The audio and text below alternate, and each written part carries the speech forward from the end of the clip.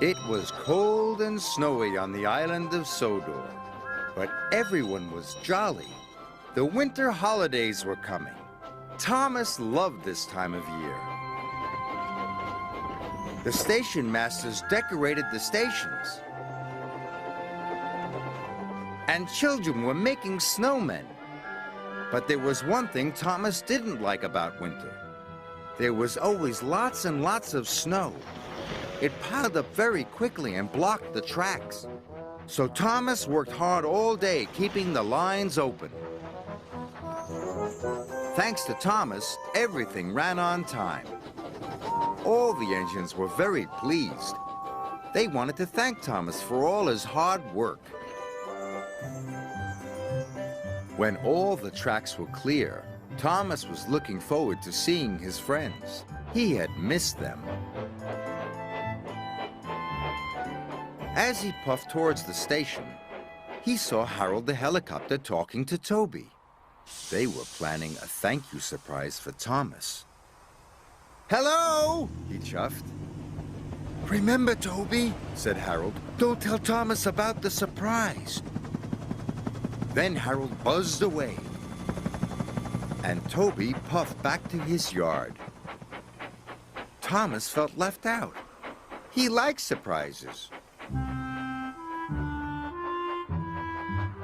That afternoon, Thomas was puffing along the main line.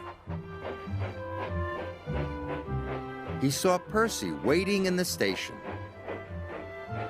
Percy's trucks were loaded with brightly colored boxes. "Are they part of the surprise?" Thomas asked. Percy was bursting to tell his friend about it, but he raced away so that he wouldn't spoil the surprise. Thomas was cross.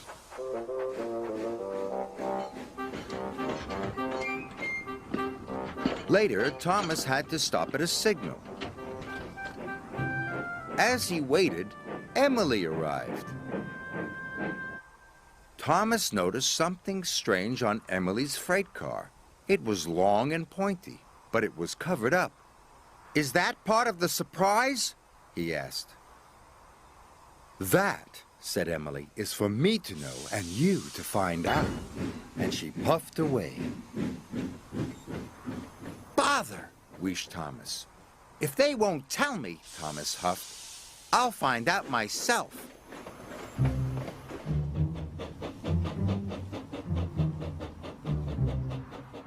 Thomas secretly followed Emily. He puffed as quietly as he could. And he didn't follow too closely. Suddenly, Emily turned down one of the branch lines. Thomas raced after her, but just as he got to the branch line, the signalman changed the points. Thomas had to go straight ahead. "Cinders and ashes," cried Thomas. "How will I ever find out what the surprise is?" That evening, the engines were very excited.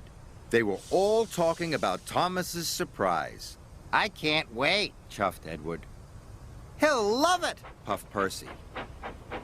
But then, Thomas arrived. "Shh," said James. "Don't tell Thomas," said Henry. Thomas felt more left out than ever. It wasn't fair.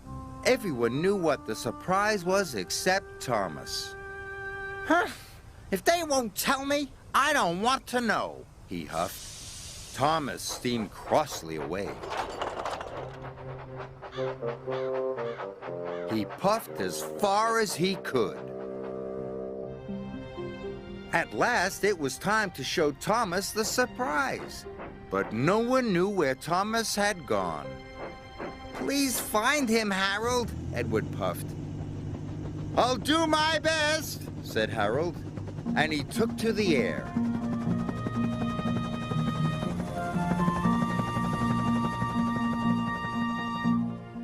Thomas was parked in a siding.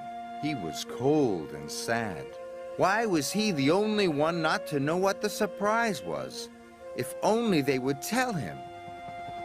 Then Thomas heard a noise. It was coming from the sky. It was Harold, the helicopter. "There you are, old chap," he called. "It's time for you to collect the children and to see the surprise." "The children?" puffed Thomas.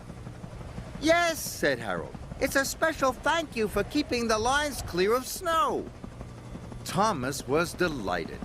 Finally, he was going to find out what the surprise was. "So I wasn't being left out," cried Thomas. "Of course not," said Harold. "The children are waiting for you at Wellsworth Station."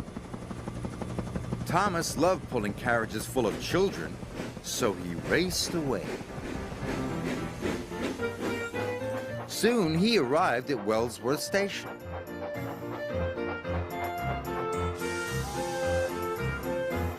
Thomas collected the children.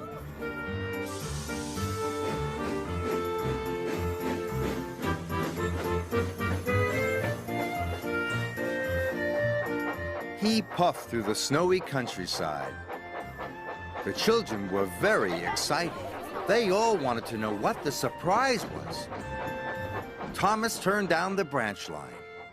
Soon they arrived at a country village, and there was Thomas's surprise. A huge Christmas tree was standing in the village square. Its lights shone and its baubles twinkled. And at the bottom of the tree were lots of presents. There was even some tinsel for Thomas. "It's the best surprise I ever had," Thomas puffed happily.